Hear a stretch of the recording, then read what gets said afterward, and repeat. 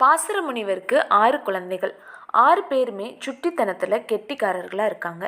ஒரு நாள் குளத்தில் குளிக்கும்போது நீரை அசுத்தம் செஞ்சு விளையாடிக்கிட்டு இருக்காங்க அந்த 6 குழந்தைகளும். இதனால அந்த நீரில் வாழ்ந்து வந்த மீன்களும் சரி தவளைகளும் சரி ரொம்பவுமே வேதனை அடைகிறாங்க.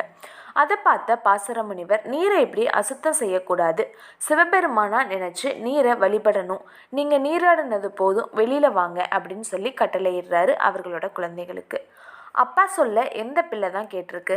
6 பிள்ளைகளும் முனிவரோட சொல்ல கேட்காம திரும்பவும் நீரில் கும்மாளம் போட்டுக்கிட்டு இருக்காங்க. இதனால அங்கே வாழ்ந்த பல மீன்கள் இறந்து போயிடுது. இதை பார்த்த முனிவர் கோபம் கொண்டு குழந்தைகள் 6 பேரையும் மீன்களாக மாறக்கடவுது அப்படின்னு சொல்லி சாபம் கொடுத்துட்றாரு. உடனே 6 பிள்ளைகளும் 6 மீன்களாக மாறிடுறாங்க. தவறுக்கு வருந்திய அவர்கள் சாப விமோசனம் கிடைக்காதா அப்படின்னு கேட்டதுக்கு பார்வதி தேவியோட அருளால் கிடைக்கும்னு சொல்லிடுறாரு அந்த முனிவர்.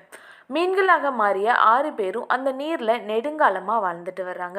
ஒரு சமயம் சிவலோகத்தில் பார்வதி தேவி முருகப்பெருமானுக்கு ஞானப்பாலை ஒரு தங்க கிண்ணத்தில் வச்சு ஊட்டும்போது அதிலிருந்து ஒரு சொட்டு பூலோகத்தில் பாசர முனிவரோட குழந்தைகள் மீன்களாக வாழ்கிற குளத்தில் விழுந்துருது. அதை அந்த மீன்கள் பருகினதுனால 6 பேரும் முனிவர்களாக மாறிடுறாங்க. 6 முனிவர்களும் சிவபெருமானுக்கு நன்றி செலுத்தும் விதமாக மீண்டும் வழிபாடு செய்கிறாங்க. அப்போ நீங்கள் 6 பேரும் திருச்செந்தூர் சென்று அங்கே தவம் செய்யுங்க, முருக கடவுள் உங்களுக்கு அருள் புரிவார்னு ஒரு அசரறி ஒலிக்குது. அசரறியோட வாக்குப்படி 6 பேரும் திருச்செந்தூர் போய் தவம் செய்கிறாங்க.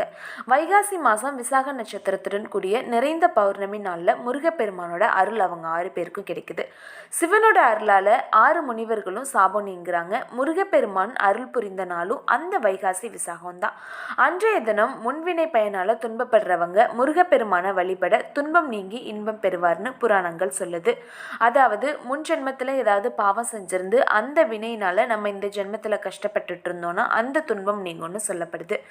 பராசரின் மகன்களுக்கு திருச்செந்தூரில் முருகப்பெருமான் காட்சி கொடுத்து அருள் செஞ்சதுனால இந்த நிகழ்வை வைகாசி விசாகத்தின் போது 10 நாட்கள் சிறப்பாக கொண்டாடப்படுது.